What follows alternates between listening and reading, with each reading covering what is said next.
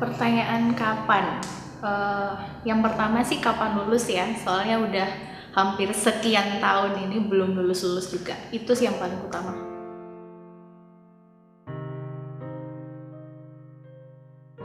Itu kira-kira berapa tahun yang lalu ya?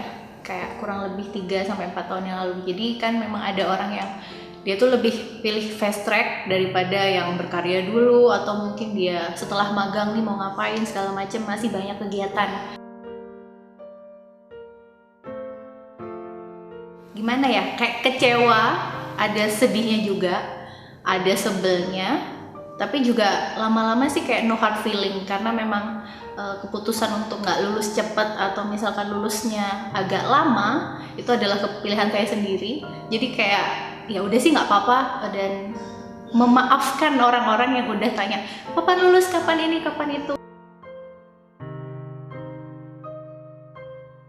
Oke, kalau nasihat itu pasti banyak banget ya, karena yang mereka tahu kan saya punya kegiatan banyak di luar kegiatan kampus. Akhirnya bilangnya pada, udah tinggalin aja kerjaan yang sekarang, atau mungkin fokus aja sih dulu sama skripsinya, ntar begitu kamu lulus pintu lain akan terbuka, kayak gitu kan. Ada juga yang bilang, kamu menunda 1 hari skripsi sama dengan menunda pernikahan, kan kayak nyesek gitu ya, tapi memang realitanya seperti itu. Jadi nasihat-nasihatnya adalah lebih ke fokus, tolong dong bagi waktunya, atau mungkin kurangin dulu lah aktivitas di luar. Sedangkan kan aktivitas-aktivitas yang udah ada dulu, kayak saya kerja, kemudian saya juga punya project-project lain, itu bagian dari pilihan saya. Jadi ketika saya sudah memilih itu, sebenarnya itu bagian dari pilihan saya sendiri.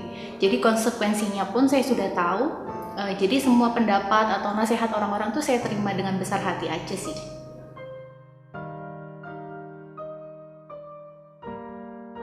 Saya udah berusaha mati-matian untuk menyelesaikan, salah satunya dengan bagi-bagi waktu itu tadi. Awalnya mungkin berpikir kalau kan orang ngelihat dari luar aja nih, misalkan dia nggak tahu prosesnya kita seperti apa, karena yang orang lihat kan hasilnya. Orang tuh udah wisuda, atau dia udah upload foto udah sama teman-temannya yudisium lah, atau udah kelar nih revisian dan lain sebagainya. Tapi yang orang-orang lain kan nggak tahu tuh kita sebenarnya sedang berproses, sedang apa, sedang menghadapi apa. Karena saya sendiri memutuskan untuk telat lulus karena beberapa hal. Pertama karena kerjaan, yang kedua karena memang mencari kesibukan lain ketika saya harus ditinggalkan oleh salah satu orang tua saya. Yang kedua juga tentang banyaknya masalah-masalah yang mungkin kita mau away dulu lah dari kampus.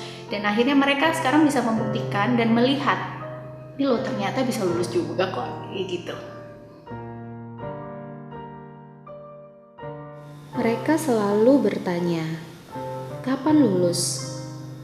Tanpa mereka tahu betapa susahnya perjuanganku menuju ke sana.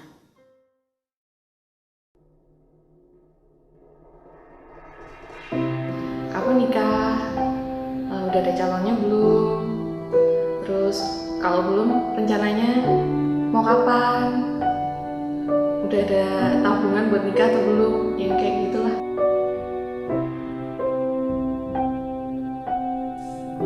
Kayaknya pertama kali sih mulai sering ditanyain soal nikah tuh setelah lulus kuliah.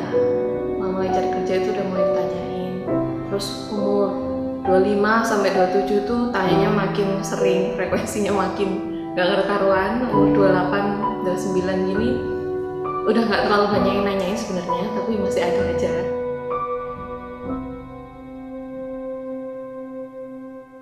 Mulai mengganggu privasi, karena kayaknya yang nanya pun kadang nggak memperhatikan misalnya kondisi mentalku mungkin lagi nggak siap tanyain kayak gitu. Kadang-kadang itu bisa jadi menyinggung juga. Terus kadang-kadang mereka nanyanya juga semacam berusaha menempatkan standar mereka ke aku. Misalnya aku udah nikah, punya anak lagi, kamu kapan gitu. Itu sih biasanya yang bikin agak males.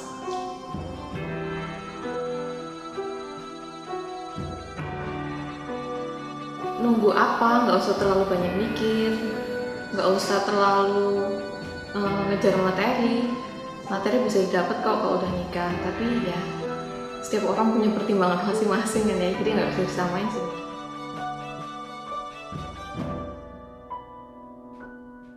Bukannya nggak mau menikah, tapi setiap orang punya kesiapan yang berbeda-beda. Kalau orang lain udah siap, bukan berarti aku harus siap dalam waktu yang sama juga. Gitu. Mereka selalu bertanya, kapan nikah? Hanya untuk menakar kesempurnaan hidupku sebagai seorang perempuan dewasa.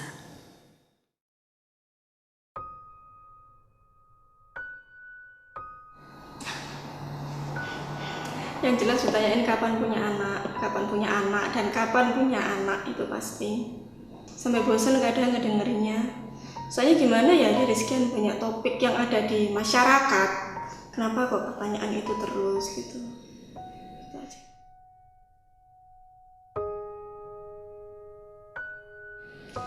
Ya mulai. Aduh, ini lucu banget. Ya awal nikah tuh udah ditanyain. Jadi gimana ya? Mungkin 2 minggu sebulan sudah ada yang tanya gitu. Bayangin apa, dipikirnya kayak main sulap gitu kali ya bikin anak itu. Langsung jadi, padahal kan ya enggak, banyak prosesnya.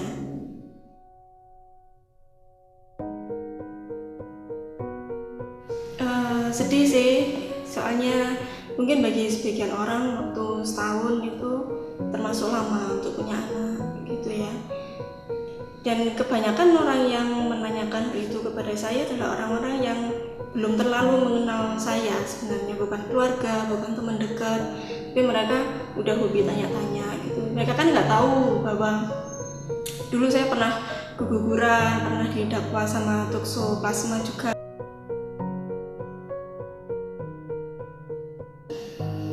Mereka seringkali bilang bahwa umurnya sudah cukup, sudah tua, nggak boleh lama-lama, nggak boleh menunda untuk punya anak. Kemudian juga yang namanya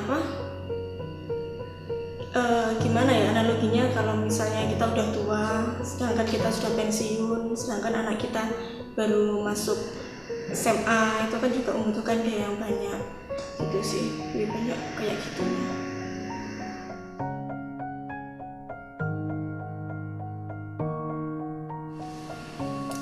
Bukannya nggak mau punya anak, tapi memang belum dikasih aja sih sama yang di atas. Kalau usaha sudah minum jamu, sudah minum jus, sudah menerapkan yang kalender itu dan macam-macam, tapi memang belum aja. Mungkin virusnya tokso tadi masih perlu dibuang dulu, baru nanti anaknya bisa sehat. Mereka selalu bertanya, kapan punya anak? Seolah akulah penentu yang bisa menjawab rahasia Tuhan.